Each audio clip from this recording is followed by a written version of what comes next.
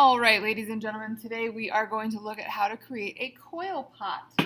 So what a coil pot is a method of construction where we use a coil to create the height of our vase. Now this particular example also uses a coil on the bottom. I'm not going to make you guys do that. So as you can see, this particular coil pot, you can see the individual lines from the coils in some places, and some places you cannot.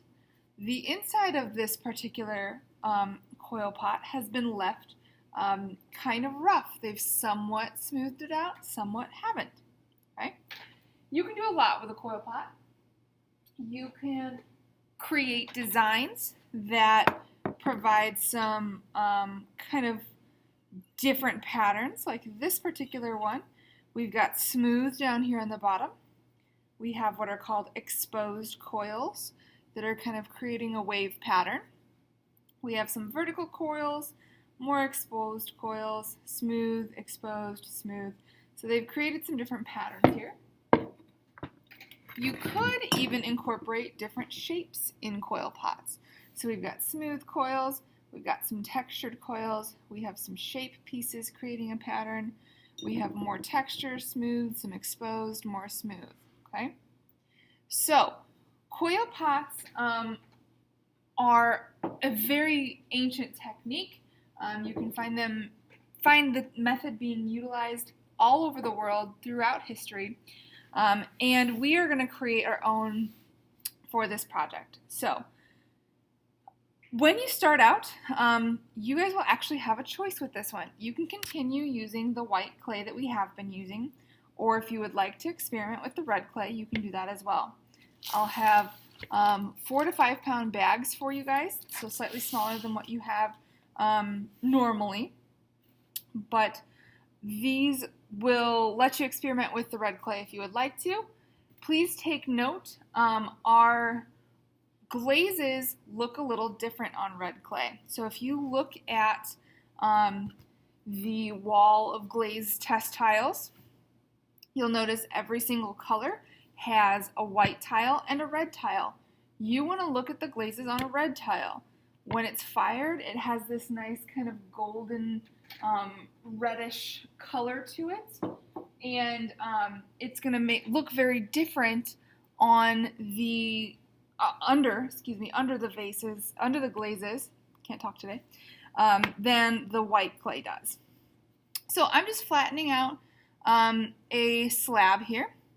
This slab is going to be my starting point, okay? You could theoretically start with a coil and just kind of coil it out, but I'm going to let you guys kind of take it in the fast lane a little bit here. So I'm going to cut a base out, and I want it to be a regular geometric shape. This is a little thick still. I'm going to flatten it out a little bit more.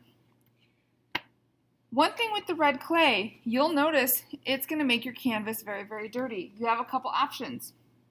You could either flip your canvas over and have a white side and a red side, or if you would like to just use paper towel, you can do that as well. Okay? So I'm going for a relatively regular geometric shape. It could be a circle, it could be a triangle, it could be a square. If you're doing something with corners, I might kind of round the corners off a little bit because that'll be a little easier for you. So I've got a circle. It's only about 3 inches wide. We're starting kind of narrow on this, okay?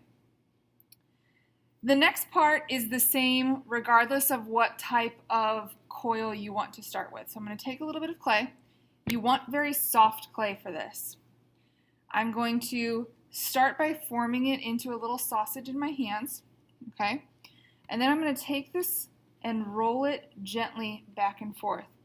I'm not putting a lot of pressure on it, okay? You may notice if you start getting a shape like this, where it's flat on one side, you might be using too much pressure, okay?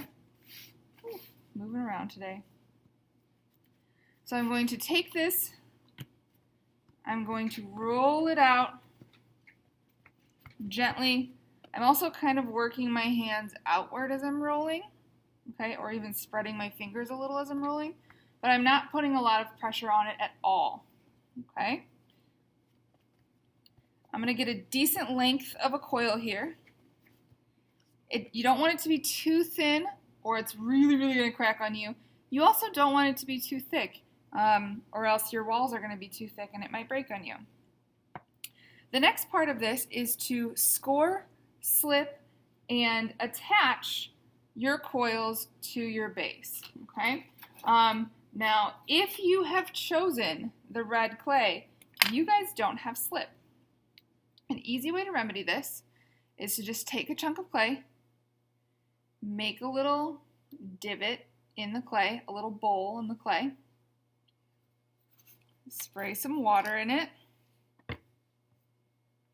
and then simply use a paintbrush, swirl it around a little bit, and you've got slip. Okay? That's an easy way to get it. So I'm going to scratch up my base here all the way around, score, score, score, score. I'm going to make sure it's very, very scratched up.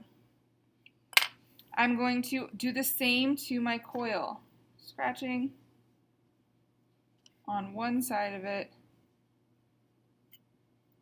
Scratch, scratch, scratch, scratch, scratch, scratch, scratch, scratch, scratch, scratch. I'm going to add my slip to the base, giving it a little swirl here, adding the slip to the base. Okay, you could probably use more than this. I'm kind of rushing. It's fine.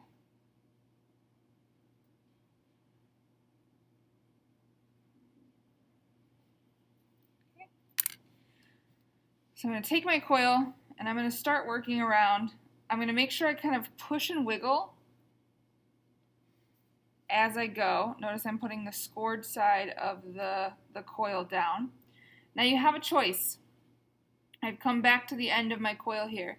I could cut this and start a fresh coil, or I could simply score on top of this guy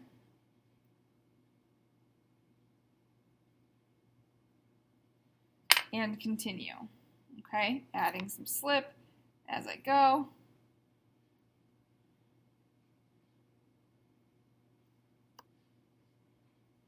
And giving a good press and wiggle as I go. Okay, so I'm already 2 walls high or 2 rows high on my coil pot. I would repeat those same steps. Roll out a coil, score, slip and attach it, giving it a little wiggle as I go. You have a couple choices. You could have those smooth coils. If I wanted the smooth coils, I would just go into this guy and start smoothing out those sides. I could use my finger, I could use a tool, it doesn't matter. If I wanted to leave it exposed, I can just leave it as it is. Maybe smooth out any crumbs or cracks that might be there, and polish it up a little bit. I could also leave it exposed on the outside and smooth it on the inside. This is going to make it hold water if I want it to hold water. If I do this all the way around and smooth it. It's also going to make it a little bit stronger. If you are someone who maybe struggles with the scoring and slipping, this part might be beneficial to you because it won't fall apart. These are going to be very fragile things here as we're making them until they're fired and glazed. So you want to make sure that you have really, really good construction so that they don't break. This is a way to achieve that, to smooth out the inside like I have in this area instead of just leaving it exposed like that. You don't have to do this, but you can. These coil pots do not have to hold water. So if I wanted to kind of form out some of these coils into some fancy patterns that maybe include some holes, that's okay. If I wanted to try and do a pattern with my coil like this all the way around and leave these big giant holes in it, you know, doing something like this, I could, right? I could do something like this to incorporate a pattern in there. I could turn this coil into a spiral if I wanted to. And maybe I'll swap out the direction of that spiral, make a little pattern that way. And then stack that up here and go around with that type of pattern. It's okay if I have holes or gaps in my coil pot, okay? Your guidelines for this, it should be at least 8 inches tall. So our last project was 6 inches tall. We are getting bigger, 8 inches tall. You should have at least 3 different coil methods. You could have a smoothed coil like this. You could have an exposed coil. You could create a pattern. I could take the coils and cut them into regular lengths and do some vertical coils around here, okay? You could do some kind of pattern with shapes, a row of shapes if you'd like to. The ball is completely in your court. That decision is 100% up to you. You just have to have 3 different types of coils in this design. It does not have to hold water. You do not have to be able to put real flowers in this. This itself is going to be its own little centerpiece. So your previous project would hold flowers. This guy is going to catch everyone's eye all by itself. Okay. The last thing that you want is a silhouette change. So as I'm getting higher with this, I'm going to have what's called a silhouette. Right? If I look at this thing from the side, it has a silhouette to it. If it's a boring silhouette, then it's just straight up and down. It's kind of boring. What you guys are going to do is have at least 2 different silhouette changes. So you could go straight up for a while, but then at some point your silhouette needs to go in and then out, or out and then in, or in, out, in, out, whatever it is that you want to do. But there's some change to this silhouette, okay? It's not just straight up and down. It's not just straight out. It's not just straight in, okay? There is a change that's going to happen to the silhouette of this pot as it gets taller, okay?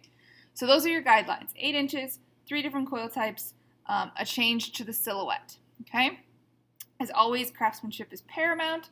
We want to have nice, clean bases. They are going to be glazed, and the cleaner the vase is, the smoother that surface is, the better the glaze is going to look. So remember, you have a choice between the red clay and the white clay. It is your choice, 100% your choice. If you, there's no difference between the two beyond the color. They work the same. All the properties are the same. We still don't want them too thick. We still need to use slip when we attach, all of that good stuff, but the choice is up to you. I would look at glazes before you do the red. If you don't like what any of the glazes look like on the red clay, don't use the red, okay?